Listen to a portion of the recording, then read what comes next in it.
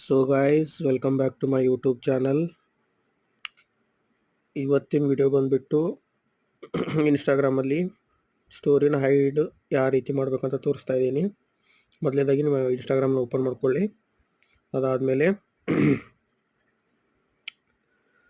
Open ಮಾಡಿದ ಮೇಲೆ ನಿಮಗೆ 3 ಡಾಟ್ಸ್ ಕಾಣಿಸುತ್ತಲ್ಲ, ಅದ್ರ ಮೇಲೆ ಕ್ಲಿಕ್ ಮಾಡಬೇಕು. ಕ್ಲಿಕ್ ಮಾಡಿಬಿಟ್ಟು ಇಲ್ಲಿ ನಿಮಗೆ ಹೈಡ್ ಸ್ಟೋರಿ ಆ್ಯಂಡ್ ಲೈವ್ ಅಂತಿದೆಯಲ್ಲ, ಇದ್ರ ಮೇಲೆ ಕ್ಲಿಕ್ ಮಾಡಬೇಕು. ಕ್ಲಿಕ್ ಮಾಡಿಬಿಟ್ಟು ಇಲ್ಲಿ hide story and live from, ನೀವು ಲೈವ್ ಆದರೂ ಲೈವ್ ವಿಡಿಯೋ ಮಾಡ್ತಾಯಿದ್ರು ಅದನ್ನು ಹೈಡ್ ಮಾಡ್ಬೋದು. ಈಗ ಇದ್ರ ಮೇಲೆ ಕ್ಲಿಕ್ ಮಾಡಬೇಕು. ಕ್ಲಿಕ್ ಮಾಡಿದ ತಕ್ಷಣ ನಿಮಗೆ ಸರ್ಚ್ ಅಂತ ಆಪ್ಷನ್ ತೋರಿಸುತ್ತೆ. ಸರ್ಚಲ್ಲಿ ನೀವು ನಿಮ್ಮ ಫ್ರೆಂಡ್ಸ್ನ ಯೂಸರ್ ನೇಮ್ ಟೈಪ್ ಮಾಡ್ಬೋದು.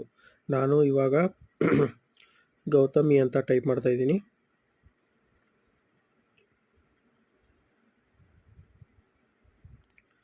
ನೀವು ನಿಮ್ಮ ಫ್ರೆಂಡ್ಸ ಹೆಸರನ್ನ ಟೈಪ್ ಮಾಡ್ಬೋದು.